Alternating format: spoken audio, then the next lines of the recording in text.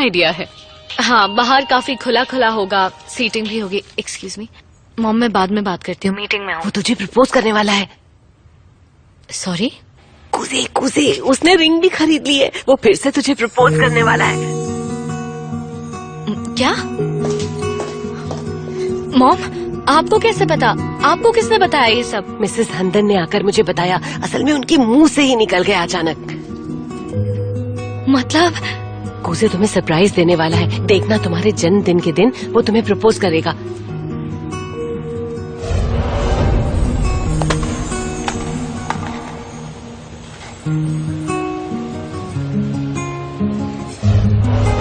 वो पक्का उसी दिन के लिए रुका हुआ है। देखना, वो तुम्हारे बर्थडे के दिन रिंग दे देगा। ओके मॉम, मैं घर पे आती हूँ, उसके बाद बात करेंगे। क्या हुआ? लगता है कोई गुड न्यूज मिली है। और तुम्हारी स्माइल बता रही है कि ये कुजे से रिलेटेड है। नहीं नहीं, वो मॉम को कोई अच्छा घर मिल गया है, वही बता रही थी।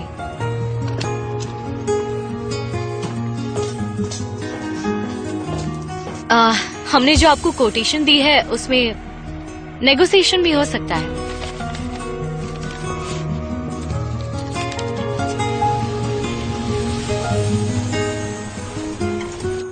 जिस जगह हम मिले वो एक ज्वेलरी शॉप थी, शायद वहां से ही उसने कुछ लिया होगा।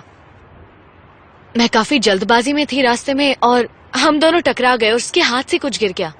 कुछ टिंग सी आवाज आई, मुझे लगा कुछ मेटल का होगा, मैंने ध्यान नहीं दिया।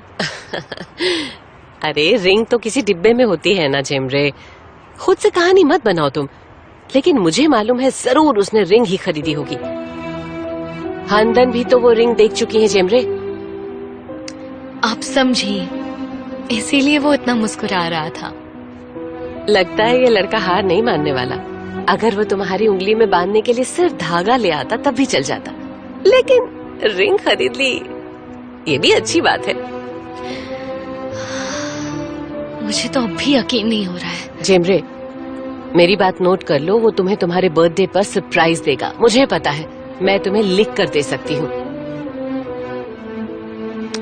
लेकिन वो तो बोल रहा था उस दिन उसे कहीं बाहर जाना है। हाय, अब तो मुझे पक्का यकीन हो गया जेमरे, क्योंकि वो तुम्हें बताना नहीं चाहता, इसलिए उसने बाहर जाने का बहाना बना दिया।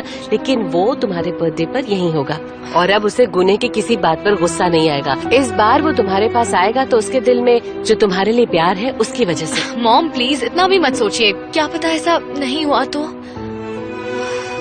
ओह, इसने तो मुझे डरा ही दिया था।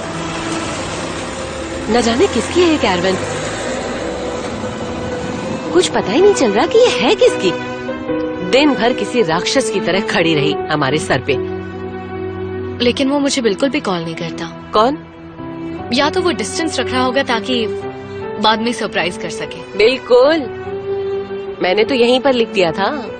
कहाँ है? हाँ, तुम्हारे बर्थडे पर वो तुम्हें प्रपोज करेगा। मॉम।